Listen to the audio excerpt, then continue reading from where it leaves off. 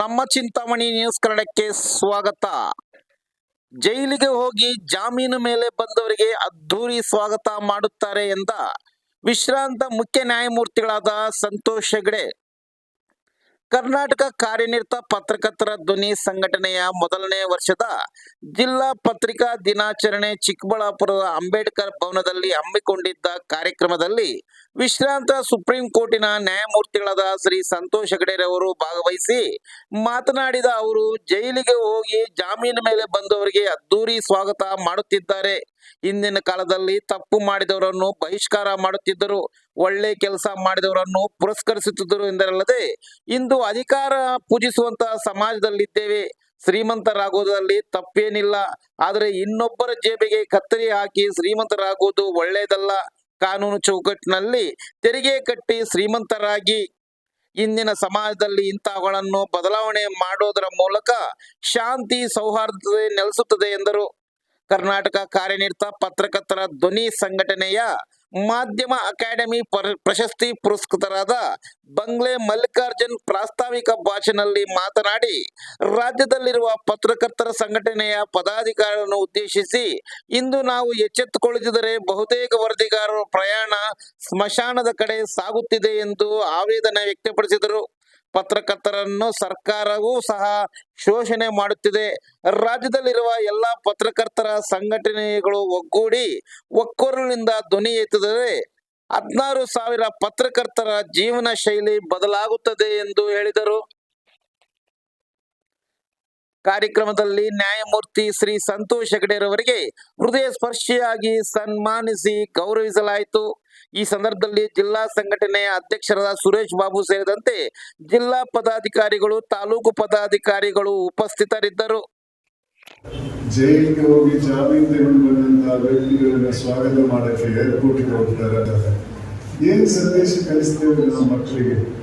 ಶ್ರೀಮಂತರಾದ್ರೆ ಸಾಕಿಲ್ಲ, ಆದ್ರೆ ಜೈಲಿಗೆ ಕೈಯಾಗಿ ಶ್ರೀಮಂತರಾದ್ರೂ ಪರವಾಗಿಲ್ಲ, ನಮ್ಗೆ ಸಮಾಜ ಗೌರವ ಕೊಡ್ತದೆ ಅನ್ನೋ ಒಂದು ಭಾವನೆ ಇವತ್ತು ಸಮಾಜದಲ್ಲಿದೆ. ಆ ಭಾವನೆಯನ್ನ ಬದಲಾಯಿಸಿ ಹಿಂದೆ ಇದ್ದಂತಹ ಭಾವನೆಯನ್ನ ಈ ಸಮಾಜದಲ್ಲಿ ನಾವು ತಂದ್ರೆ ಖಂಡಿತವಾಗಿ ಸಮಾಜದಲ್ಲಿ ಶಾಂತಿ ಇರ್ತದೆ, ಸೌಹಾರ್ದ ಇರ್ತದೆ.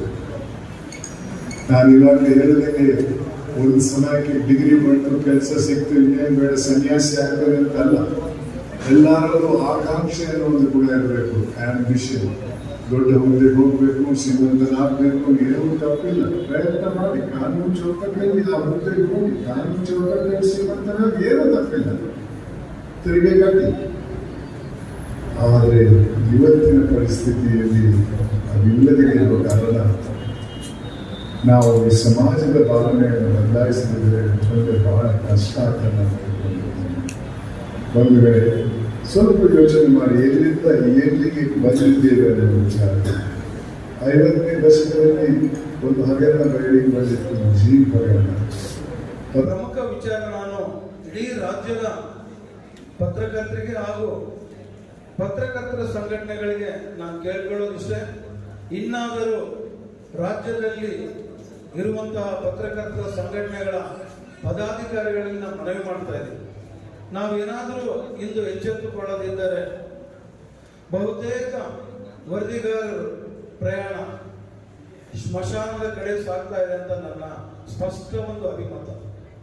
ಯಾಕಪ್ಪ ಅಂತಂದ್ರೆ ಇವತ್ತು ಪತ್ರಿಕಾ ಉದ್ಯಮಿಗಳು ಏನಿದ್ದಾರೆ, ಒಂದು ಕಡೆ ನಮ್ಮ ವರದಿಗಾರರ ಶೋಷಣೆ ಮಾಡ್ತಾ ಇದ್ದಾರೆ, ಮತ್ತೊಂದು ಕಡೆ ಸರ್ಕಾರವು ನಮ್ಮನ್ನ ಶೋಷಣೆ ಮಾಡ್ತಾ ಯಾವುದೇ ಸವಲತ್ತು ಇವತ್ತು ಜಿಲ್ಲಾ, ತಾಲೂಕು, ಹೋಬಳಿ ಮಟ್ಟದಲ್ಲಿ ಯಾವುದೇ ಪತ್ರಕರ್ತರಿಗೆ ಸಿಗದಿದ್ದು ಬಹಳಷ್ಟು ನೋವಿನ ವಿಚಾರ ಅಂತ ಈ ಸಂದರ್ಭದಲ್ಲಿ ತಿಳಿಸ್ತಾ, ರಾಜ್ಯದಲ್ಲಿರುವಂತಹ ಎಲ್ಲ ನಮ್ಮ ಪತ್ರಕರ್ತರ ಸಂಘಟನೆಗಳು ಒಗ್ಗೂಡಿ ನಾವೆಲ್ಲ ಒಕ್ಕೊರಲಿಂದ ಒಂದು ಧ್ವನಿ ಎತ್ತಿದ್ದೇ ಆಯ್ತಂದ್ರೆ ಇವತ್ತು ರಾಜ್ಯದಲ್ಲಿರುವಂತಹ 16,000 ಪತ್ರಕರ್ತರ ಒಂದು ಕುಟುಂಬ ಇರ್ಬೋದು, ಅವರ ಮೊಗದಲ್ಲಿ ಒಂದು ನಗು ಬರುವಂತ ವಿಚಾರದಲ್ಲಿ ಇರ್ಬೋದು, ಅವರಿಗೆ ಬರಬೇಕಾದಂತ ಸವಲತ್ತುಗಳು ಏನಿರ್ಬೋದು, ನಾವೆಲ್ಲ ಸೇರಿ ಕೊಡಿಸೋಣಂತ ಈ ಸಂದರ್ಭದಲ್ಲಿ ಈ ವೇದಿಕೆ ಮುಖಾಂತರ ರಾಜ್ಯದಲ್ಲಿರುವಂತಹ ಎಲ್ಲ ಪತ್ರಕರ್ತರ ಸಂಘಟನೆಗಳ ಪದಾಧಿಕಾರಿಗಳಿಗೂ ಹಾಗೂ ಅಧ್ಯಕ್ಷಗಳಲ್ಲಿ ಮನವಿ ಮಾಡ್ತಾರೆ. ಇಲ್ಲಂತಂದ್ರೆ ಮುಂದಿನ ದಿನ ಬಹಳಷ್ಟು ದುಸ್ತರ. ಈಗಾಗಲೇ ಈ ರಂಗದಲ್ಲಿ ಬಂದ್ಮೇಲೆ ಹಿಂತಿರುಗಿ ನೋಡೋಕ್ಕಾಗಲ್ಲ. ಒಂದು ಹಂತಕ್ಕೆ ನಾವು ಹೋಗ್ತೀವಿ, ಒಂಥರ ಬಣ್ಣದ ಬದುಕಿದ್ದಂಗೆ ನಮಗೆ ಈ ಮಾಧ್ಯಮ ರಂಗ. ಎಲ್ಲರೂ ನಮಗೆ ಬಹಳಷ್ಟು ಗೌರವ ಕೊಡ್ತಾರೆ, ಫ್ರಂಟ್ ಲೈನ್ ಸೀಟ್ ಬಿಡ್ತಾರೆ, ಅವರುಗಳು ಕೊಡ್ತಾರೆ, ಒಳ್ಳೆ ಊಟ ಆಗ್ತಾರೆ. ಇಷ್ಟಕ್ಕೆ ಸೀಮಿತ ತಮ್ಮ ವರದಿ, ತಮ್ಮ ಒಂದು ಸುದ್ದಿ ಪ್ರಕಟವಾಗುವುದು. ತದನಂತರ ನಾವು ಹೆಂಗ್ ಬರುತ್ತೀವಿ, ನಮ್ಮ ಜೀವನ ಹೆಂಗೆ, ನಮ್ಮ ಹೆಂಡತಿ ಮಕ್ಕಳ ಜೀವನ ಹೆಂಗೆ, ಮುಂದಿನ ನಿವೃತ್ತಿ ಆದ್ಮೇಲೆ 60 ವರ್ಷದ ನಂತರ ನಮ್ಮ ಬದುಕು ಏನು ಅಂತ ಅಂದ್ಬಿಟ್ಟು ಯಾರು ಇವತ್ತು ಆಲೋಚನೆ ಮಾಡ್ತಾ ಇಲ್ಲ. ಈ ಬಗ್ಗೆ ಸರ್ಕಾರಗಳು ಇಂದಿನವರೆಗೂ, ಸ್ವಾತಂತ್ರ್ಯ ಬಂದಾಗಿನಿಂದ ಇಂದಿನವರೆಗೂ ಚಿಂತನೆ ಮಾಡಕ್ಕಾಗ್ತಾ ಇಲ್ಲ. ಈ ವಿಚಾರದಲ್ಲಿ ಸ್ಪಷ್ಟವಾಗಿ ನಮ್ಮ ನಿಲುವು, ಇವತ್ತು ಕಾನೂನಿನ ದೊಡ್ಡವರು ಯಾರಿಲ್ಲ ಅಂತ ಇದು ಇಡೀ ದೇಶಕ್ಕೆ ಗೊತ್ತಿರೋಂಥ ವಿಚಾರ.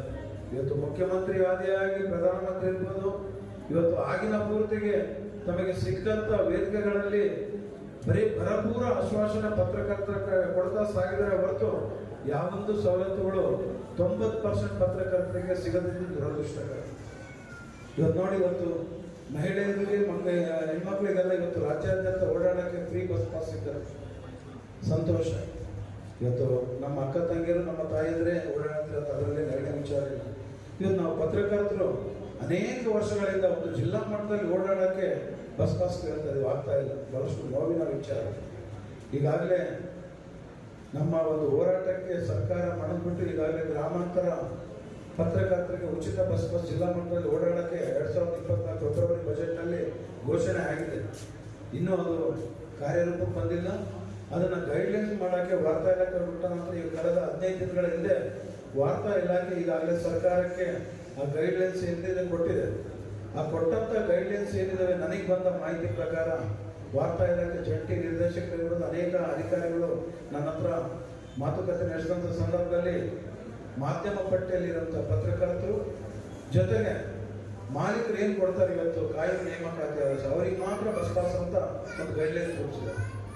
ಇವೆರಡು ರೂಲ್ಸ್ ಬಂದಿದ್ದೇ ಆಯ್ತಂದ್ರೆ ಇಡೀ ರಾಜ್ಯದಲ್ಲಿರುವಂಥ ಯಾವ ಪತ್ರಕರ್ತರು ಬಸ್ ಪಾಸ್ ಸಿಗಲ್ಲ. ಯಾಕಪ್ಪ ಅಂದರೆ ನಮ್ಮ ನಾಳುವಂಥ ಮಾಲೀಕರು ಏನಿದ್ದಾರೆ, ನಮಗೆ ಕಾಯಂ ನೇಮಕಾದೇಶ ಅವರು ಯಾವುದೇ ಕಾರಣಕ್ಕೆ ಕೊಡಲ್ಲ. ಕೊಟ್ಟರೆ ಅವರು ಸಂಕಷ್ಟಕ್ಕೆ ಸಿಗಬಿಡ್ತಾರೆ.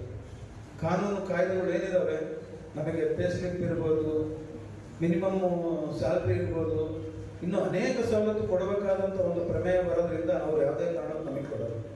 ಒಂದು ಕಡೆ ದರಿ, ಒಂದು ಕಡೆ ತುಳಿ ಅನ್ನೋ ರೀತಿಯಲ್ಲಿ, ಒಂದು ಕಡೆ ಸರ್ಕಾರ, ಒಂದು ಕಡೆ ಉದ್ಯಮಿಗಳ ಮಧ್ಯೆ ಇಡೀ ರಾಜ್ಯದ ಪತ್ರಕರ್ತರು ನಾವು ನಲಗುವಂಥ ಸ್ಥಿತಿ ಏರ್ಪಟ್ಟಾಗಿದೆ.